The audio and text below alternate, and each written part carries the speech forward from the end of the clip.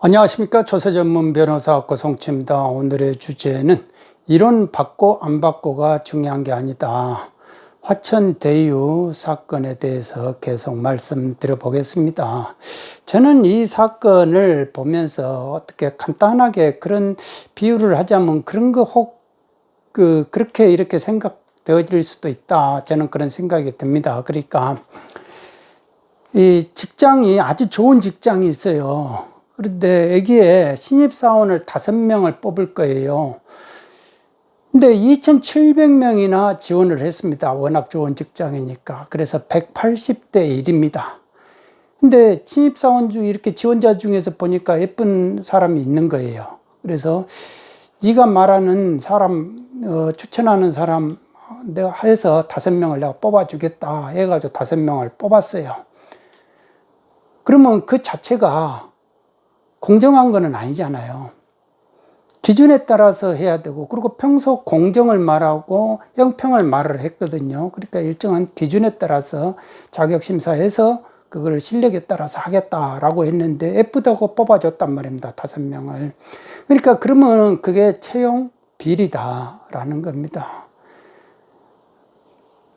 내가 그거를 왜 무슨 채용 비리냐, 내가 돈을 받았니, 뭐를 받았니, 이런 한 푼도 받아본 적도 없고, 그리고 무슨 내가 그거를 그런 부분에서 전혀 떳떳하다라고 하지만은 채용하는 게 또 앞으로 받는지 뒤로 받는지 그거하고는 아무 관계 없잖아요. 일단은 기준하고 관계없이 했다는 그 자체가 비리다라고 이렇게 볼 수 있지 않습니까? 그러면 예를 들어 보면은 지금 이 화천대유에 관한 것도 보면은 우리가 이제 배당을 받는 그 구조를 왜 그렇게 계약을 했을까라는 의문이 드는 거예요.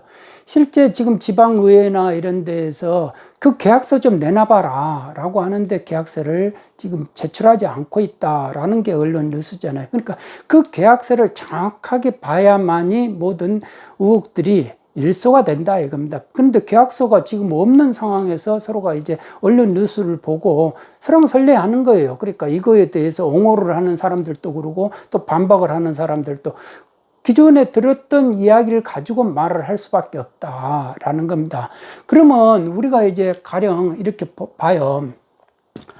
과연 참가만 한 것이냐, 진짜로 참여를 공공개발을 하는 거냐, 직접 참여를 해가지고 공공개발을 하고 했으니까, 그러면 이게 공공개발을 직접 참여를 해서 하려면은 이게 보통은 보통주를 가져야 된다 이거예요. 왜? 보통주를 가져야 이게 의결권을 가진 거거든요. 의결권을 가져야만이 주총 결의도 하고 이사회 결의도 하고 다 그러잖아요.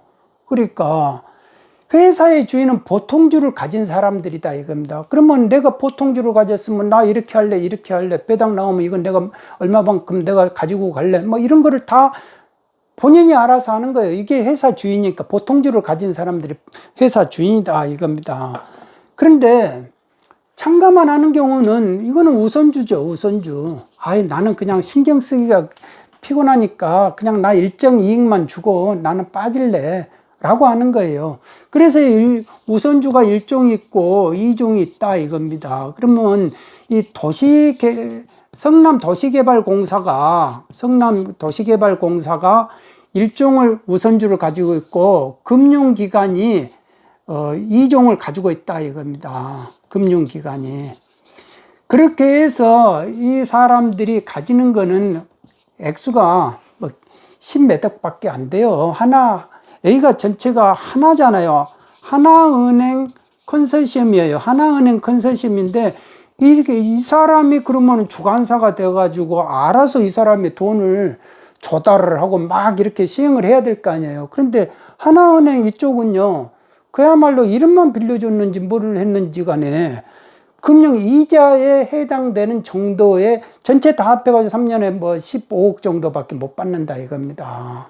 그러니까 자기가 7억을 지분 투자해가지고 15억을 받았다. 그러니까 플러스는 플러스죠. 그런데 이 사람들의 이렇게 퍼센트에 비하면은 뭐 조족지열이죠. 이거는 뭐라고 이익이라고 할 수가 있는 거 아니죠. 그러니까 우선주가 무관하다, 무색하다 이겁니다. 그러니까 이게 금융기관은 그야말로 의미가 이자 정도 가져가는 정도 수준밖에 안 되고, 이 도시공사는 1822억 1822억을 상한액으로 잡은 거예요. 상한액으로 잡아가지고 이 정도만 나한테 우선 주면 나는 그 다음에 뭐 신경 쓰지 않고 나 뒤로 빠질란다 라고 하는 거예요.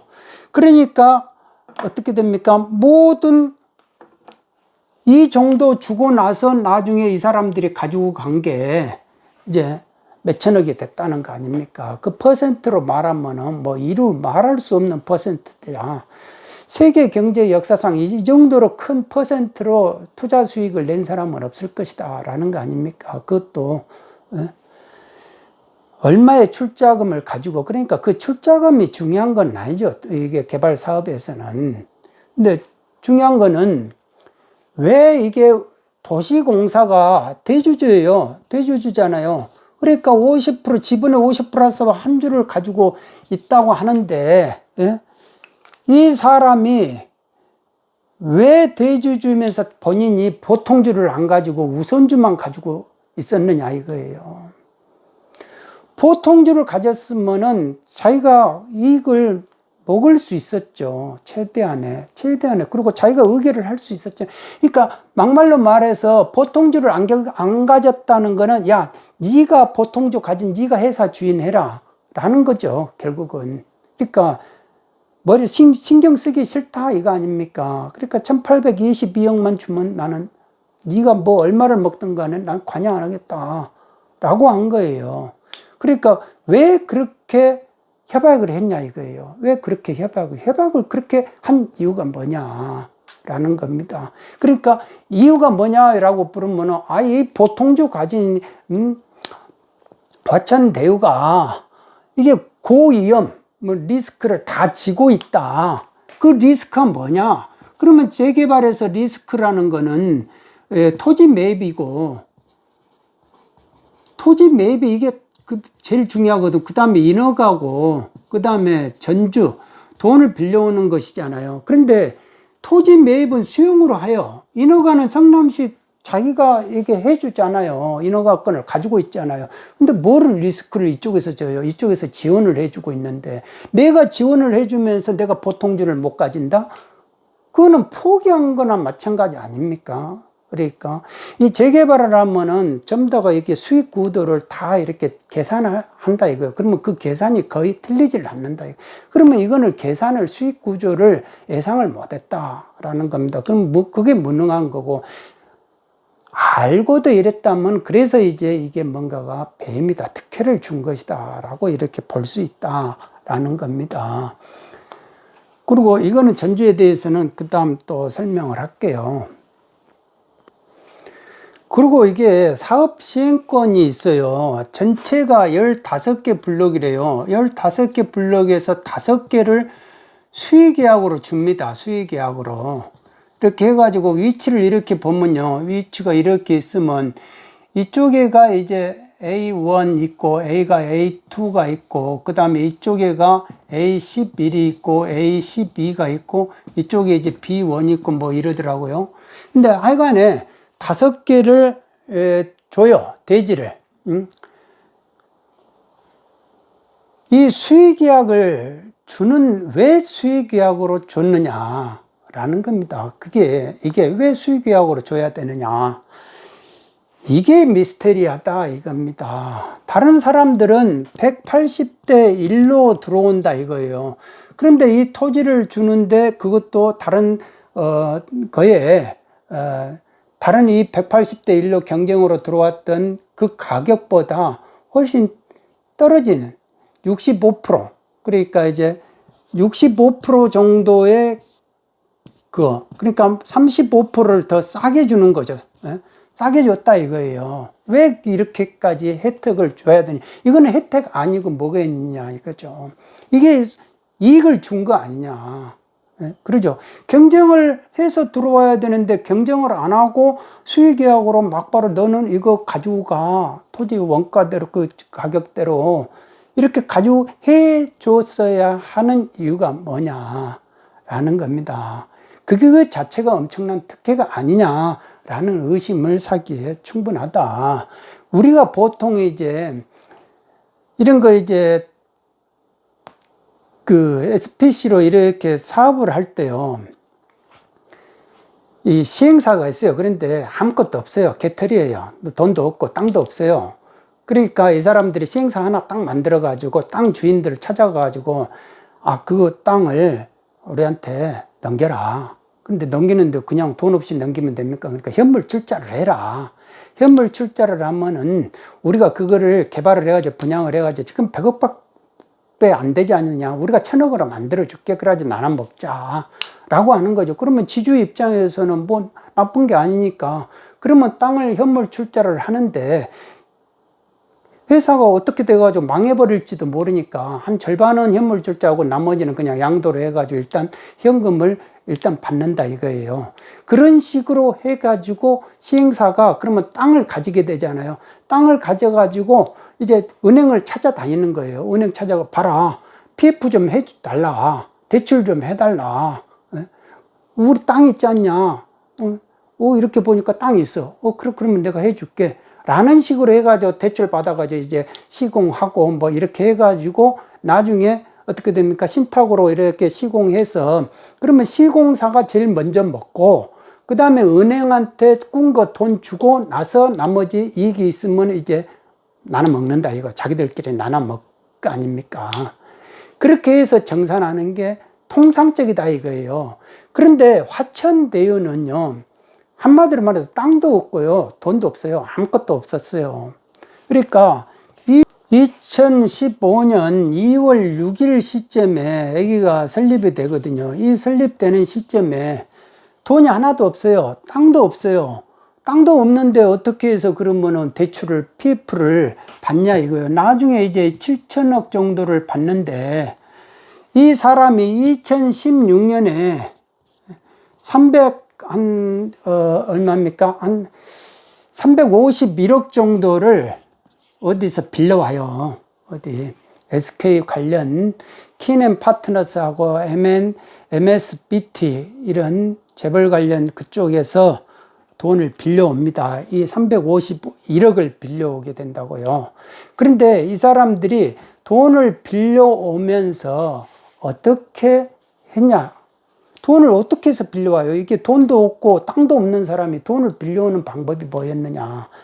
이 사람들이 이쪽에 감사보고서에 키넨 파트너스 그 감사보고서에 보면은 나중에 이쪽에서 받을 수의계약으로 받을 부지 이 두 개를 담보로 잡고요. 그 다음에 우리가 천화동인 있잖아요. 천화동인 4호 있죠. 이 4호가 상당히 중요한 역할을 합니다. 이 4호는 어떤 변호사가 이거 하고 있는 대표로 있는데요. 그 전에는 그 대표로 돼 있진 않았지만 하여간 이 4호가 상당히 중요한 역할을 하는데 이 4호의 지분을 담보로 잡아요. 담보로 잡고 그 다음에 또 해당 차입금의 담보는 향후 당사가 취득할 예정인 프로젝트 사업부지다라고 해가지고 앞으로 취득할 사업부지를 담보로 잡고 우리가 돈 빌려왔다라고 이렇게 돼 있어요. 감사보고서에 화천대유에. 그러면 2016년에 돈 빌리면서 이미 프로젝트 이쪽에서 수의계약으로 내가 가지고 올 이거를 예상을 하고 부지를 내가 나중에 가지고 온다. 왜? 사업 시행권을 내가 가지고 있다. 라는 게 결국은 그게 이제 어필이 되는 거죠. 그러니까 땅은 없어요. 땅은 없는데 대신 시행권이 있어요. 시행권. 왜? 이쪽은 성남시가 다 수용을 해가지고 하는 개발이단 말입니다. 그러니까 돈만 있어가지고 시행만 하면 돼요. 땅만 매입을 해버리면 끝나는 거예요. 그러니까 돈 빌려달라 하는 거죠. 근데 이 351억은 일단은 7천억을 빌리기 전에 필요한 돈이었다. 계약금이라든지 운영 뭐 보증금이라든지. 이게 이제 이상문 대표가 인터뷰한 거에도 나와요. 351억을 필요했다 이거예요. 그러니까 이 351억 빌려주는 그 키넨 파트너스가 멍청하게 빌려줬겠냐, 이거 담보로 잡았죠. 담보로 잡았는데 천화동인 4호의 지분을 담보로 잡았다라는 겁니다. 그리고 해당 차입금의 담보는 향후 당사가, 그러니까 화천대유가 취득할 예정인 프로젝트 사업 부지를 담보로 잡고 우리가 돈을 빌렸다라고 이렇게 돼 있어요, 화천대유에. 그러니까 사업권을 줬다는 그 자체가 나중에 이거 5개 부지에서 내가 사업을 할 수 있는 그거를, 그 사업 시행권을 줬다는 그 자체가, 수의계약을 해줬다는 그 자체가 대단한 것이다 라는 겁니다. 그러니까 수의계약은 막말로 이제 나중에 2018년에 이루어져요. 2018년에 이루어지는데, 수의계약은 이거를 전제로 해가지고 2016년에 돈을 빌린다 이거예요. 그러면 이게 도대체 이게 팩트인가? 그러니까 이거를 좀 더 구체적으로 확인해 볼 필요가 있는 부분이다 이거예요. 그러니까 어떻게 해서 이거를 돈을 빌렸느냐 이거예요. 그 말이 타당하느냐. 그런데 분명코 해당 차입금의 담보는 향후 당사가 취득할 예정인 프로젝트 사업 부지다 라고 이렇게 돼 있어요. 그리고 천화동인 4호의 지분, 그거에 대해서, 금전채권에 대해서 질권을 설정을 해가지고 빌려준다 이겁니다. 그러니까 땅이 없는 사람이 돈을 빌리게끔 할 수 있었던 거는 사업 시행권을 가졌다는 거죠. 이 5개 부지에 대해서. 이게 예정이 됐었다 이겁니다. 180대 1로 경쟁을 해야죠. 경쟁을 붙여야죠. 근데 왜 수의계약으로 주냐 이거예요. 아주 노른자, 이 대장동 땅 자체가 노른자 땅이라는데, 그렇게 해야 되는 이유가 뭐였느냐. 바로 그거죠. 그러니까 이 사람들이 돈을 빌려준 경우도 키넨 파트너스나 MSBT가 돈을 빌려 351억이나 빌려준 이유는 뭐예요? 위험성이 없다고 본 거예요. 위험성이 없다고. 그리고 실제로 이상문 대표는 어떤 정치인의 유무죄 형사 사건에 가가지고 사업이 그게 안 될 가능성이 없다. 그렇게 위험이 없다라고 이렇게 말을 했다고 그래요, 증언을. 그러니까 판결문에 그런 말이 판결문에 적시가 됐다고 그럽니다. 그러니까 한 입 가지고 두 말을 하면 안 되죠. 그러니까 이쪽이 화천대유가 고위험성의 고위험성을 가지고 있기 때문에 고수익하는 거는 당연한 거 아니냐라고 말을 하는 건 어폐가 있다라는 거죠. 그러니까 돈을 빌려오는 것, 수용을 하는 것도 성남시가 해주고, 인허가도 성남시가 도와주고, 그 돈을 빌려오게끔 하는 거에 사업시행권을 줬다 이거 아닙니까? 주는 걸로 계약이 돼 있다 이겁니다. 그러니까 그 계약서를 공개를 해서 확인을 해보자 이거예요. 어떻게 서로가 계약을 해놨는지 처음부터. 바로 그게 이제 중요한 거죠. 그리고 우선주 배당금도 우리가 1822억까지 우선적으로 확보를 했다. 확보를 하고 냈으니까 우리는 위험을 저쪽에다 떠넘겼다. 우리는 뭐 이익을 취한 거고. 근데 그거는 아니죠. 그거는 아니다 이겁니다. 왜냐하면은 아까도 말했잖아요. 은행 채권자가 먼저 1순위예요. 1순위로 먼저 이 사람들이 화천대유가 망했다 하면은 청산을 해야 될 거 아니에요. 그러면 채권자가 먼저 먹어요. 그 다음에가 누가 먹냐? 출자자가 그 다음으로 남은 거 있으면 먹는다 이거. 이 중에서 우선주가 먹고 그 다음에 보통주가 먹는다 이거예요. 그런데 아예 회사가 망했는데 출자자한테 빚잔치하고 나오면은 출자자가 먹을 게 뭐가 있어요? 없죠. 그러니까 한마디로 말해서 우선주하고 보통주가 같이 위험은 같이 공동으로 부담하고 있는 겁니다. 왜? 받을 위험이 없어요. 거의 빚잔치가 돼버리면은. 그러니까 내가 우선주가 졌으니까 이익을 먼저 확보를 했다. 위험으로부터 벗어나 있다. 그건 아니다 이겁니다. 실제로 화천대유가 무슨 리먼 브러더스든지 이런 외부적인 충격이 가지고 바닥 넘어가 버렸다 하면은 은행에다가 돈 빌린 거 갚다가 끝났을걸요. 그러니까 성남시가 위험을 우리는 안전하게 떠넘기고 우리가 이익을 확보했다. 그 말은 안 맞아떨어진다. 결과적으로 내가 1822억 먹었다는 것 뿐이지. 그러니까 결론적으로 더 이상의 이익을 받을 수 있었던 거예요.